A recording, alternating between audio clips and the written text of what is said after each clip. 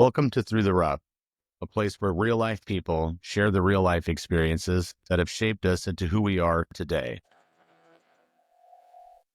Well, ladies and gentlemen, welcome to Through the Rough. Welcome back to, we're going to call this our opening episode of season 2. Let's just be honest. This is going to be our opening episode of season 2. We're going about things a little bit different. We're going to try a little idea. And that's what's the fun thing about podcasting is we can do whatever we want. And there's as many people who say you shouldn't do it that way or you should do this and you should do that. It doesn't matter what they say because this is about us, about what we want to do, and how we want to do it. Am I right? It's our podcast. Well, I'm Sam, and I'm sitting here with my beautiful, wonderful wife, Lindsay. Hello, everybody. Well, welcome to Through the Rough. Like the opening credits said, it's real stories from real people that have shaped us into who we are today. So what we're looking at today, we're going to talk about a couple of things. We decided to come into season 2 a little bit different than we've done other things in the past. But what we're going to do is Lindsay and I are going to have a couple of conversations, and I'm going to plug my coffee mug. Through the Rough. I'll plug mine. I did paint mine. Right on. Didn't make it, but I painted it. We're going to talk about a couple of questions. Question number 1 today is, has to do with childhood curiosity to adulthood. Why do we lose our childhood curiosity as we grow up, and how can we get it back? And which is going to lead us into question number 2. Why do goals matter in life, and how can we set them without stressing ourselves out? That's hard. That is very hard. That's really hard. I think setting goals is a lot more complicated than a lot of people think. But in reality, it's really, really, really easy if you do small steps. Yeah. But God, I don't want to jump into this right now. No, we let's go back to our first question. So why do we lose our childhood curiosity as we grow, and how can we get it back? For me, I think there's many different factors into why people lose curiosity as they get older.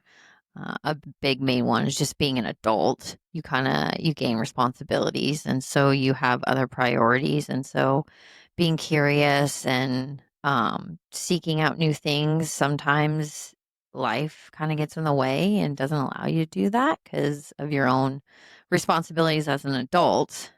What do you think?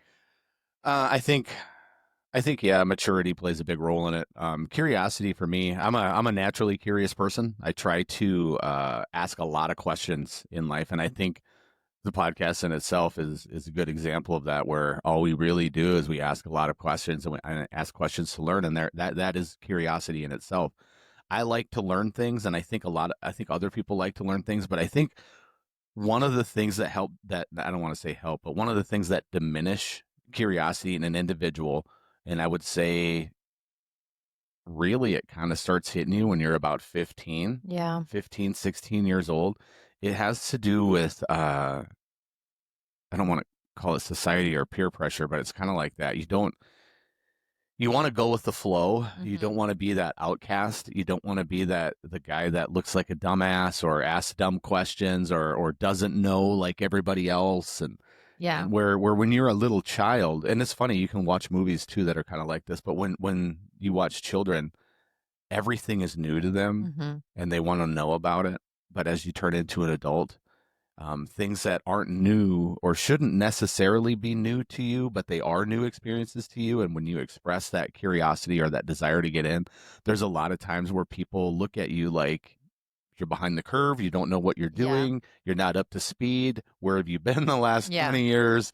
And that in itself stifles wanting to learn things and wanting to explore and experience things, because that self-esteem, that you don't want to look like a fool, you don't want to look dumb, you don't want to embarrass yourself in front of your peers. I think that plays a big factor into stifling curiosity in your adulthood.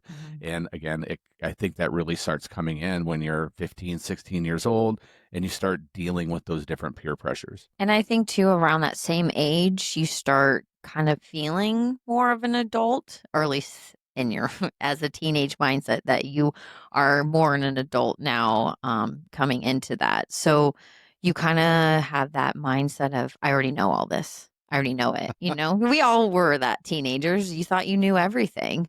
So I agree with you, around that same age is when that curiosity maybe starts to kind of falter or lessen because of just, being a teenager, thinking you know everything, and also, like you said, not wanting to be embarrassed about something that you don't know. I think being embarrassed really does stop people from asking questions and not wanting to look like a fool on something that they don't know instead of just being honest, being like, I don't, that, sometimes it's a word. Sometimes someone says a word. I'm like, I have no idea what that word is. And, just being open to that it's still okay to ask questions, that just because you ask a question doesn't mean that you are stupid or ignorant or any of those factors. It's just meaning that that's something that you don't know, and it's okay that you don't know it because reality, we don't know everything, even though sometimes we think we do.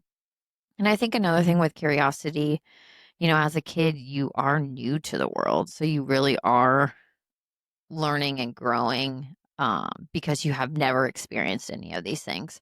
So that's why I think curiosity is so much more prevalent as a child because you really haven't experienced these things. But when you go into adulthood, you've experienced more things. So you start to know that you've experienced more things. And when that I think that can stifle your curiosity because you kind of get in that mindset. It's like, oh, I already know all this. And sometimes then you become a parent yourself and you start looking into teaching your children it. So you start losing your own curiosity because you're teaching your children the things you already know. I mean, there's, like I said, there's multiple factors into why curiosity can change a little bit. And what do you think? I think Ringo's snuggling up to my feet at the table here. We have a Catahoula leopard named Ringo, if you haven't caught that in any of the previous episodes. And he is down here right now with us, He hanging out. is. He's taking his daily naps. He's Which, more of like a cat than a which, dog when yeah, he sleeps all day. his daily naps are about 12 hours a day. Um, what else about curiosity? What is something that you're curious about right now that you don't really, you haven't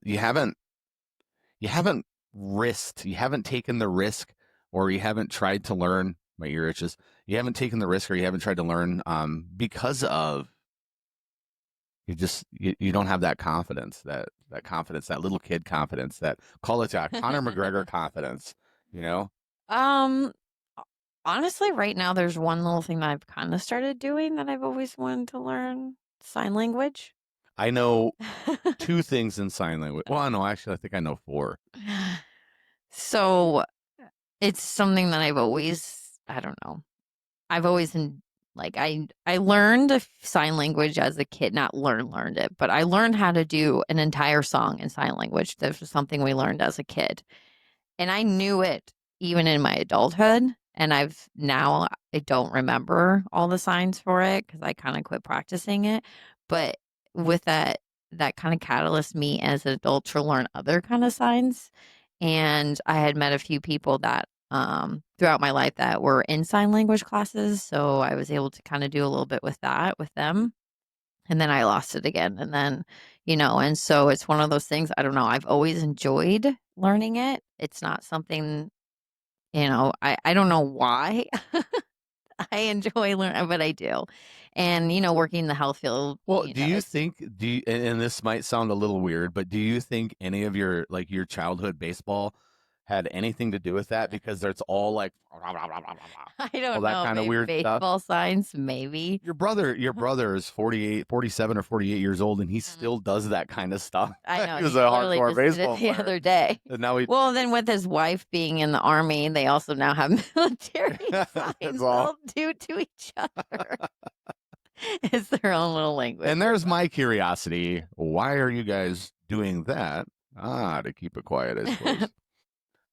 Why are kids But so curious? like I said, I think because they're just never experienced anything before. They don't care. They have no reservations, No, right? they don't.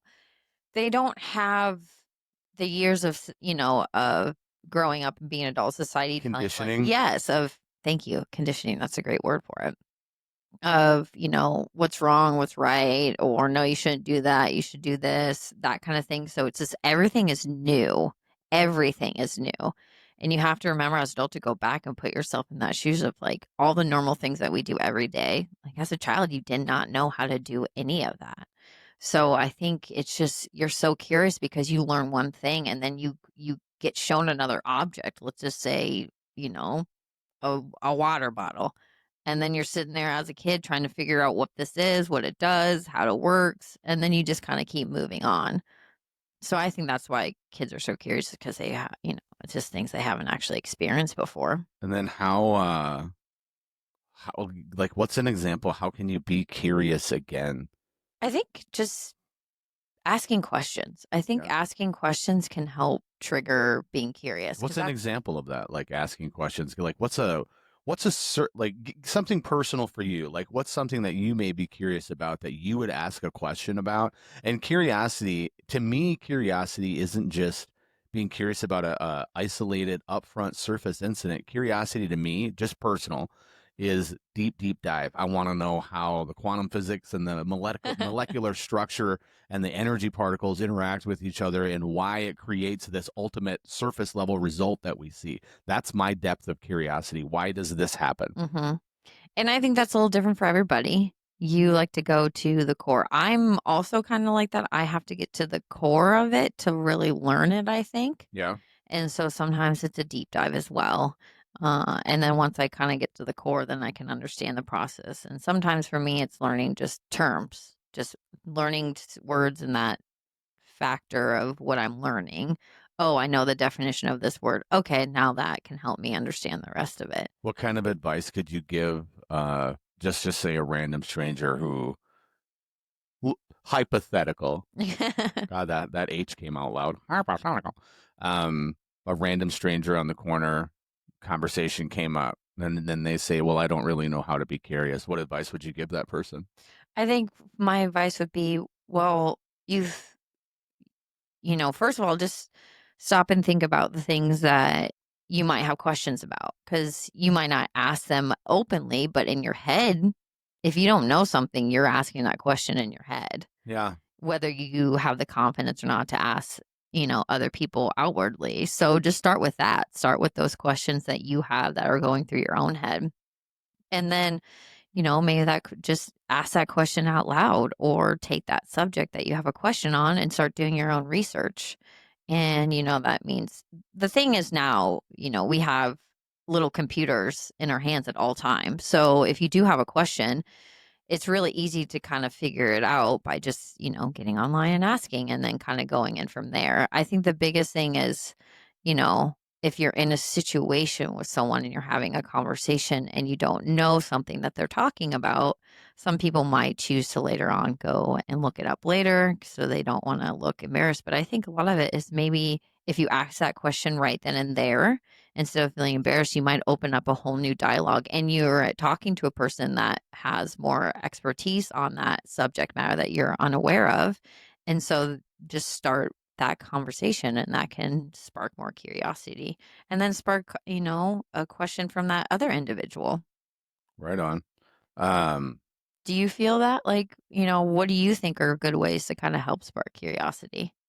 I think it starts with confidence, self-esteem, and confidence. Yeah. Honestly, I think where your self-esteem and your confidence level are, if you're not afraid to ask questions, then I think your curiosity is more prevalent, Yeah. or at least it shows a little more. People who ask a lot of questions learn more. They They're do. just not afraid. You ask questions, and you don't ask questions. I don't know how to say this without. I don't know how to say this.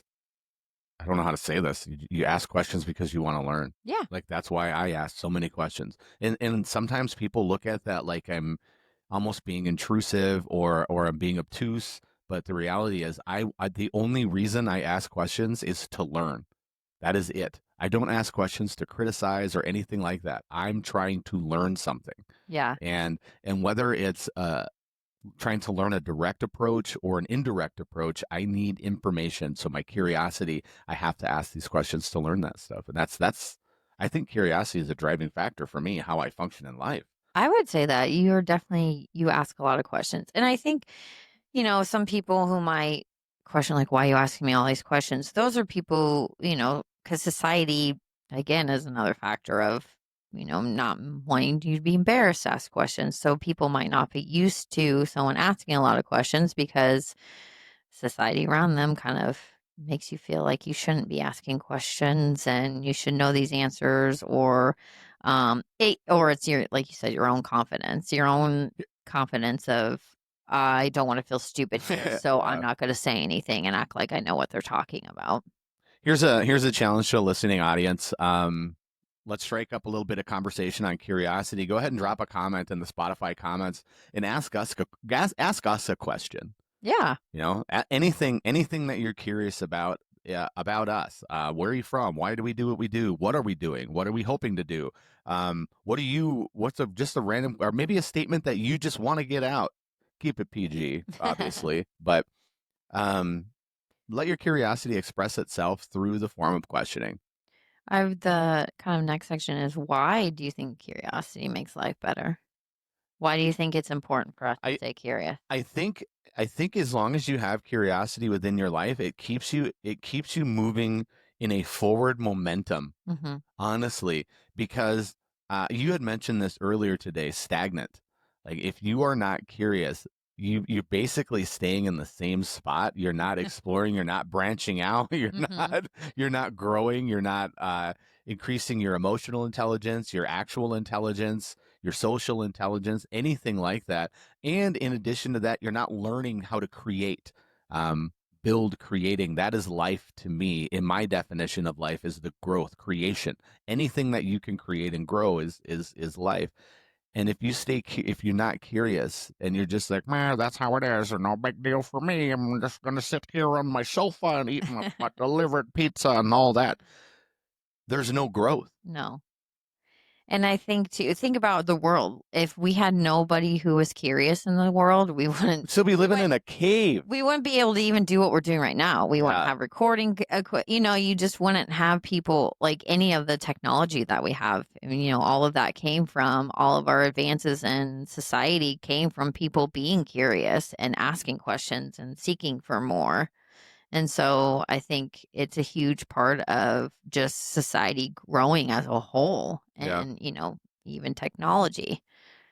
And so I think being curious is extremely important for everybody. I agree. It helps catalysts and, to continue to grow, whether that's being an individual growth or as a society. So, Right on. Real life examples. Share times you followed curiosity, like learning a hobby, traveling somewhere new, or asking people about their lives and how it changed your perspective. um, honestly, the one of the biggest ones for me, because it's still, is learning a new hobby. Mine was actually like learning how to ride a motorcycle. I've Oh, talked yeah, that about was that a a few big times. deal. That was huge, Did huge, you do you want to tell because people the story on that? I can. So back in 2019, I bought a motorcycle in my adulthood. Sam Um, did. Beautiful yep, motorcycle, by the way. it is now. It was cool It when I was got cool it. then. I mean, yes, it Now it's looks super cool. amazing now, but still cool when you first got it. But his motorcycle, one seater. It's an Indian, so there's no two-person seater. So, he was whipping around all the time, and we talked about, um, we kind of made a conversation about getting the piece to have an extra seat on it so I could ride with him. And it had been brought up, I know, a few times, and Sam never seemed to, like, he agreed, but he never seemed too enthused about the idea. And so I kind of got the hint that, like, that's not really what he wanted to do, but he wanted to have me included. So he casually kind of made a comment one day about me learning myself how to ride. I like how nice you're being with that. I flat out said if you want to ride a motorcycle, get a license and ride it your own. You were nicer about it than how you say you were. You were nicer about it. You didn't want to hurt my feelings. You had some tact there.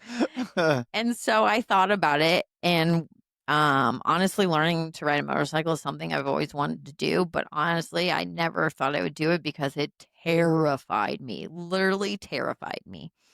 And so I kind of just got this weird, like, when he said it, like, you know what?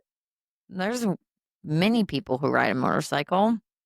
I can take a class, I can learn, and let's try this.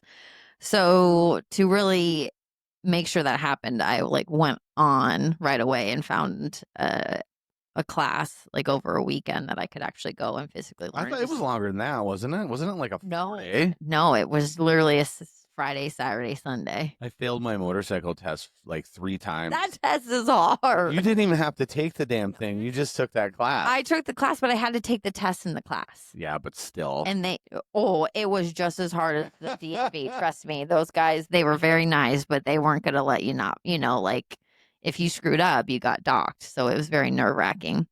But that's how I did driver's ed.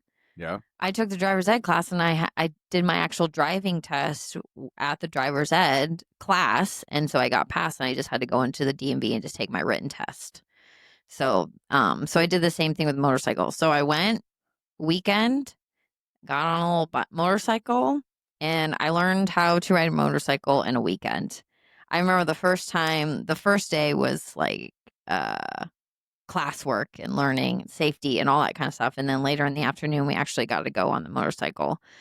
And I had to get on the smallest one they had because I'm very short. And Lindsay's only like 5'3" and 95 it's pounds. not, I'm a tiny person. So, and I remember the first time I rode it, like actually rode it, we went like, I don't know, 20 feet. But then we took some breaks, and the first thing I ran was to my phone and texted him that, oh my God, I just rode a motorcycle. Right on. All because you were curious. All because I was curious. And you weren't you faced that fear, right? Oh yeah, I faced it. And you guys, like, I still get nervous because, you need to always be a little nervous when you ride a motorcycle just because you got to be cautious. Cautious, yeah. Same thing if, like, learning how, shooting a gun. Always be nervous of a gun. Even if you've handled guns your whole life, you should always have that nervous kind of feeling with it because you get too comfortable, you get complacent. But yeah, it's just one of those things that I was curious about. I've always wanted to do it, but it terrified me. And, my lovely husband here was the catalyst to help me get over that fear. Beep, beep. And and now I can ride a motorcycle. Me, like fear, I'm just like, just do it. Why? It's just go do it. Why are you being such a? Just go do it. I don't understand what you're so afraid of. Just go do it. I'm afraid of crashing and dying. That's what I was afraid of. Yeah, I don't even think about that shit. I think if I keep that out of my mind, it helps reduce the opportunity that could happen. It does because you kind of put that into play. I get. I don't know if that's like a universal thing. Yeah. If I'm just weird. What's something about you've curious about that? Oh, dude, this is true. This whole podcast. Yeah, this is all curiosity right here. Mm-hmm. Everything about this process, everything that we've done, the growth, the evolution. It constantly, again, season 2's evolution, right? This is evolution from season 1. The equipment, the gear. We didn't do video in season 1. No. We toyed with it briefly, but season 2, this is going to be a staple of our podcast. So this is curiosity. I have to learn this stuff. I don't have a teacher. I don't go somewhere. I got a friggin' chat GTP and YouTube videos and as much social media stuff as I can get, but it's all curiosity. And I ask questions, and 90% of the time, nobody responds. And if they do, it's some bullshit answer that has nothing to do with the question you asked. So online is hard, but it is hard. Yeah, but this podcast is curiosity. Another thing I'm curious about is myself, my life, my understanding of my mental health, my emotional intelligence, my well-being. Dealing with trauma. Those are things that I'm super curious about. Understanding like my childhood trauma, my youth, my teenage years, my adolescence, my 20s, 30s, and now my 40s, going into 50s in a couple years. Oh my God. But like, yeah, all of that stuff is curious. I'm curious about life, the universe, everything, man. Everything. Like nothing, there are no limits for me. I'm definitely curious of the universe and how it works. I don't know if I'll ever know how it works. I don't know if any of us will ever know how it works, but I'm curious to keep trying to learn about it. Yeah. Drop a comment on any platform that you're listening to, if it's iHeartRadio, Amazon Music, Apple Podcasts, or even if it's, look at there, I just got a scam text saying that I owe the Nebraska Department of Vehicles enforcement penalties from some number in Europe. Yeah, that one's been going around. But if you're curious about any of this stuff, leave a comment in the section. Like I said, Spotify, Apple, Amazon, iHeart. Leave a comment. Drop your curiosity. Let us talk about it. Let us come back to it. Let us know what you're curious about. Who knows? Maybe we'll connect and we'll reach out and we'll give you a call and we'll put you on, and we'll get your input too. Next question on our docket today is, why do goals matter in life, and how can we set them without stressing ourselves out? That answer I think is easy, but why Mhm. don't you lead? Why goals matter? A big one is, without setting goals, excuse me, without setting goals and um, setting goals and keeping your goals, I think you become, like we talked about, stagnant. You don't have any personal growth. You kind of just stay in the same routine over and over. You may become complacent.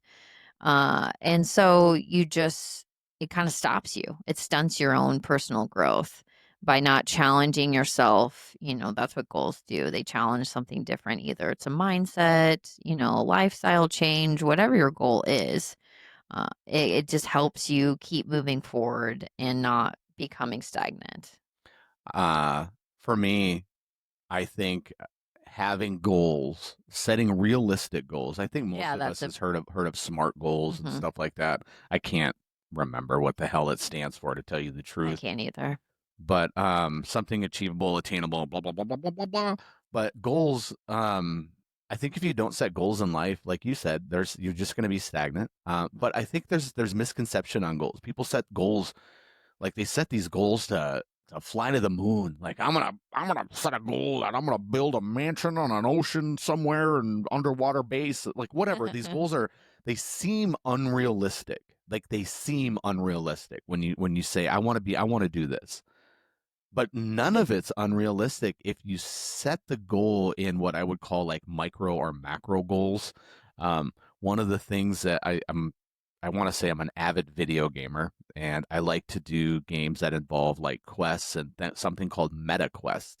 And a meta quest in a video game is a one really, really, really, really big, super hard to achieve quest, but it's broke down into like 40 different steps. Mhm. So all you do is do each little step, just do each little quest within this step, and then eventually the whole meta is finished. And there's no different with there is absolutely no difference with that than it is setting real life goals. Small quantifiable goals that you can measure, that you know are attainable, that you can achieve, but ultimately lead to the end goal. Like it leads to I want to be a millionaire by the time I'm 49 years old.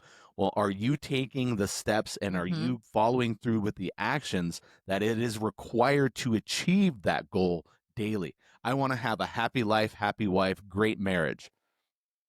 Um, in everything that you do, that long term, that end goal should be on the forefront of your mind so that your actions Mhm. align with achieving that goal. Yeah. So goals are neat. Goals are I think goals are essential in achieving Yeah. anything in your life, anything that you could possibly do. You have to set. Maybe you don't have to, but you really should set a goal to help you get there. I think goals also can help with like uh mental, like depression, any kind of those things, because it can help you maybe get yourself out of those things by setting small goals. Let's say you are battling depression or anxiety and you just feel stuck and you kind of just keep going through the same thing over and over again and nothing is changing. You know, by setting just small goals to try do something one slightly different that day. That could be, I'm going to actually go for a 15-minute walk today. Yeah. And by achieving that 15 minutes, honestly, 15 minutes is not long at all in the scheme of your entire day. So just taking one little step like that, okay. And physical activity helps with depression. So Yeah, it releases serotonin, right, in your brain, and the next which day you feel like, okay, I did that goal. And then the next day set another small goal. Okay, I'm going to actually go for a walk for 20 minutes today instead of 15. Or I'm actually going to get myself out of bed today and I'm going to empty my dishwasher. Something, it doesn't have to be crazy, but or I'm going to leave a note for Sam, and Sam's going to empty the dishwasher. or you do that. Yeah, But it just goals can because also that help. aligns with my long-term goal of happy wife, happy life. There you go. See, so I will And take that action. But it helps. Just like you said, it doesn't have to be the huge goal. You can have the big goal of by 60 years old, I want to have $1 million. Okay, that's a great goal if that's your goal. But again, it doesn't mean at 60 all of a sudden you're gonna have $1 million. You do have to take little steps. You have to take the steps in between to get to that point. But little goals can help you achieve your big goals. And it just helps you stay motivated, I think, that you're moving towards something, because we can get into the Monday of our normal life, day in, day out, doing the same thing over and over again, waking up, going to work, coming home, taking care of the kids, getting dinner, going to bed, same thing. So having little goals for yourself, I think, helps you get out of that routine all the time and doing something different. And then making you feel like you did accomplish something. That's Again, it a doesn't have to be a huge, grand, I won an Academy Award kind of big, crazy accomplishment, but something of, you know what, we've been wanting to, redo our backyard patio area. And guess what? We were able to do it this weekend, kind of thing. Just whatever little thing that is, just to kind of help you keep moving forward. We were just talking about something similar, and this isn't like a life-changing event or anything, but it No. is a goal, right? Yeah. You set a small goal, like reworking the upstairs of our house. You wanted it like to have I a did. more of a feng shui flow, Yes. kind of like a um, Celtic Gothic like look. Mm-hmm. So it's like dark greens, real beautiful greens and colors and dark colors and flow like that. And that was your goal, and it took you almost 3 years just to get a lamp, I a know. specific lamp to help you achieve this goal, and a specific bench, and then another lamp and some decor. Not only that, but then the plants had to grow Uh-huh. accordingly. So again, it's not something that happens overnight. It No. takes time, but with one step at a time, making sure that you stay mentally focused, you align with this thing, that your choice, your actions, the actions that you are taking in this exact moment are aligning with this goal. Our goal, we want this podcast to blow up. We want it to get big. How do we do that? Well, season 1, we had to learn what the hell we were doing. Yep. Season 2, we're starting to incorporate video, and we're still going to learn, but we're taking steps that align with the goal. Mm-hmm. And anything that you do in your life will do that for you. But you have to set one. And then if it seems like it's too much, break it down into little pieces and then take action on each little piece individually. And ultimately, just like putting a big ass puzzle together on a table, Ooh, my favorite. there's the final picture. And then you get to express your joy and all of this and that. And now you're like, oh, that goal's done. What do I do next? You set another one. Yeah. You just set keep another going. one. And you just keep building on that. What if you don't achieve that goal, or you miss it, or miss a day of doing something that was part of your goal? Well, that first off, that goes back to your discipline. So try to be disciplined. But if you start missing steps, you start skipping ahead. You get that complacency where, oh, it's going to be okay. I just missed a couple of days. Well, think about that, because now those steps that you missed start to become a habit, start to become a routine, and then your goal goes to the wayside, because this is a little bit more important of just relaxing and chillaxing and not doing anything, because lazy is easy. Yes, it is easy. It's very easy to sit on the couch and stare at your phone. Yep. Or stare at the TV or do some shit like that.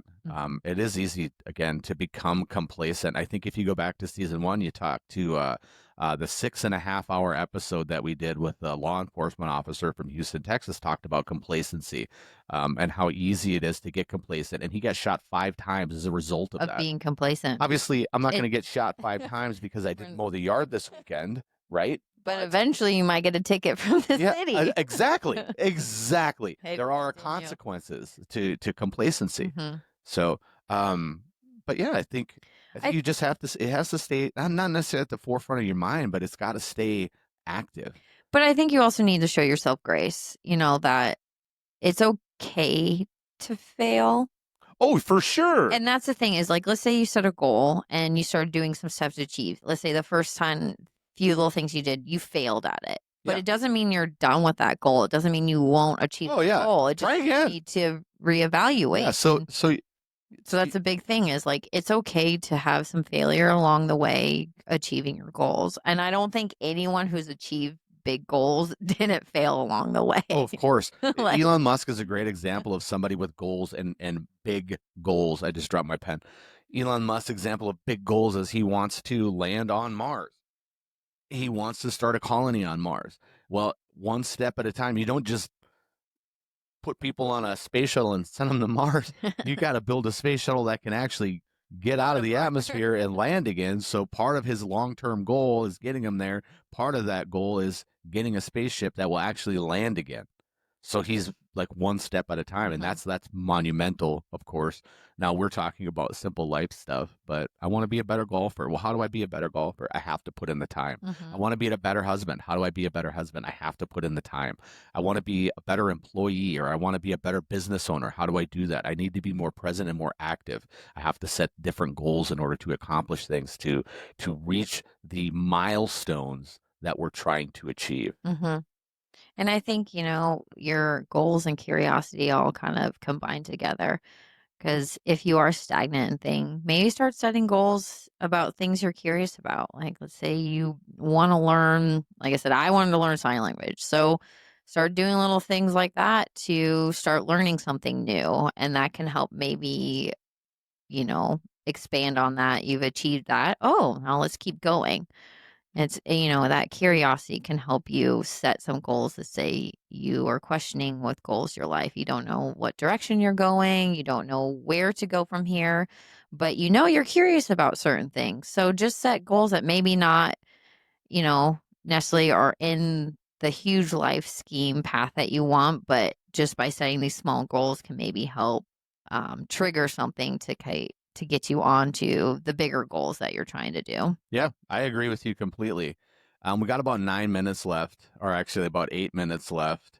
Um, Goals give you a reason to keep moving. Start small, not big. Don't be so hard on yourself if you fail at a goal. You just mentioned that. It doesn't mean that you lost. It No. just means that you failed that attempt. All that attempt is it's going to show you, if you pay attention, it's going to show you where you went wrong and then what little slight improvements or tweaks you can make to readjust. Just because you didn't get it on your first try doesn't mean anything. And I think that's the thing. A lot of people are afraid to set goals because they're afraid to fail at Yeah, and that there's they nothing didn't get wrong. it. Like, you have Failure. to. Yeah, and we teach our children about that. Like it's okay that you're not going to be really good at something right away, but you have to understand that you got to keep practicing at it. And I think some people are afraid to start new things because they think they're going to fail right away, which more likely you will because it's something new. Who in the hell gets it right the very first time? The very first time. We always too when we give examples of, famous athletes or whatever, that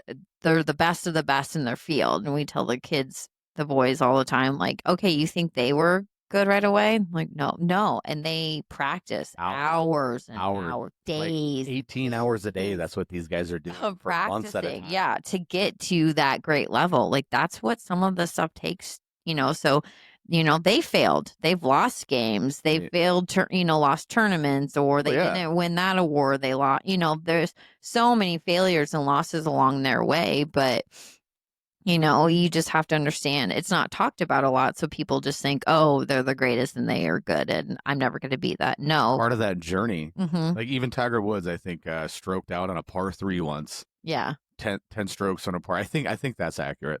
But like the greatest golfer of all time in the history of the game, the greatest in the history of the sport, has even bombed out hardcore. Everyone I mean, happens. yeah, like nobody's perfect, And I and think that's what don't our expect thing yourself to is. be. Don't be afraid to fail because it's okay. So And what really matters is you just pick yourself back up and keep trying. yeah, celebrate the small wins because each small Yeah. one is a bigger step towards the end result. Um, Let goals change as you grow. As you What? grow That's a and you good start one. to develop and you start to learn, then you can make your goals even slightly more complicated or a little bit more complex, step by step, man. Or, it's just your life goes in a different direction. So you make goals to change that. Or you realize your life is going in a direction you don't like. So you start making goals to help you get back on a direction that you are, that you do want. Maybe that's you're working 100 plus hours a week and you're never home with your family, maybe start setting boundaries at work and, being home because you're realizing I'm losing my time with my children. I'm not seeing them growing up or I'm not involved in these things. but you want to be. And it's just, maybe having to set some more boundaries and allowing yourself to have that time. So, whatever it is, life changes all the time. It's never the same every day. And, so set goals to help you get to the better life that you're looking for. Agreed. And that's can be different for everybody. It's hard. Life is never like again through the rough. It's never easy. We have ups and downs, but I think setting goals and I think staying curious really helps you enjoy life when it does get hard and remembering that, there are good times. There are things I can look forward to. I think setting goals can help you look forward to things. Even staying curious about traveling the world. Like, okay, we just planned a trip for ourselves here. We said, let's see, we talk about going to all these different places and we finally like, you know what, let's just pull the trigger. Yeah, like if you And don't just, I yeah. was like, man, we've been talking about this stuff for years. Let's just do it. Well, I don't know if we've got enough money. Who cares? We have to. If we don't do it now, we are not going to do it, and we're gonna 5, 6, 7, 8, 10, 25 years will pass, and we haven't done shit Yeah. because the time wasn't right. The time is always right. The time is always right. It's always right now. People have kids and they didn't plan on it, Yeah. but they make it work because the time is always right. And that's the thing is, I think we allow ourselves to get in the way of our goals. I agree. Like, oh, I don't have the money for this, or it's not the right time, or, whatever the kind of the excuse is. It's very easy to do that. It's not the right time is the worst possible thing that you can say because that's the right time will never, ever, never, ever, under no circumstance, ever, never will the right time show up. I know. You will wait and die of old age waiting for the right time to show up. So now is the right time. And Right sometimes now. that right time gets past you and you realize it later on, like, oh, that was the right time. Because But it's it's never now. too late. No, It's never it's too never late. too late. Yep. Start now. You like think about the 85-year-old lady who's skydiving for the first time. Everybody looks at that lady like, hell yeah, look at her go. Oh, she's a badass. But if you're an 8-year-old, same thing. You get the same reaction from an 8-year-old and an 80-year-old. Hell yeah, look at you. Way to go. Way to go do it. Way to not be afraid. But if you're like 45 and you're like, I'm going to go skydiving for the first time, like, oh, okay. Yeah. Nobody gives a shit. Everybody expects you to be able to do whatever it is you want to do. Yeah. But funny, right? It is. But never stop, Yeah. Be the 8-year-old and the 85-year-old every single day. Every day. We always say try to be 1% better. And that's maybe setting a different goal that day. Yep. And you can, be a little bit better each day, whatever that means. Whatever that means. Ladies and gentlemen, welcome to Through the Rough. Thanks for listening. Thank you, guys. Season 2 with Sam and Lindsay. We hope you enjoy it. We're excited. We're excited for season 2. We're excited for more episodes of Sam and I talking about these questions and seeking your guys' feedback as well, asking yourself these questions. Leave comments, share. We love to open the dialogue. Ringo knows that we're done. Look at him. He popped up. He's coming over. He's like, oh, they must be done recording. I'm going to come and say hi. Leave a comment, again, on Spotify, Apple, Amazon, iHeart, Audible, wherever it is you get your podcasts. Drop a comment and let us hear about your goals and what steps you're taking to achieve them. Is it a big goal or is it a small goal to achieve a big goal? Let us know. Let's create this. Let's create this community to talk about this kind of stuff openly and bravely and not afraid to risk it all, man. I love it. And until next week. Sam, have you been through the rough? Oh, gosh. Are we actually going to ask ourselves that? Of course I've been through the rough. My whole freaking life has been rough. But it's not. It's not rough. I don't know. Yes, I have. It's ups and downs. Yeah. And I know you have too. Yeah. Have you been through the rough? I have been through the rough. And every day it's going to it's going to just be rough.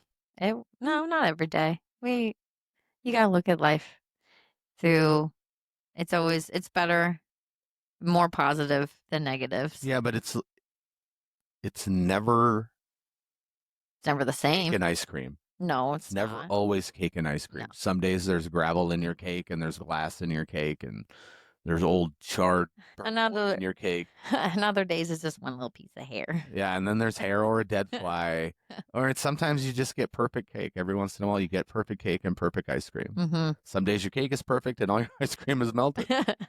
Who knows? But that's life, right? That's life. All right. Until next time, we'll talk to you guys later. Come back. Thank you, guys. And thank you. Bye. Thank you for listening. Don't forget to stop by throughtherough.net to check out our latest episodes, merchandise, and hit that donation tab to keep content coming. See you again next week.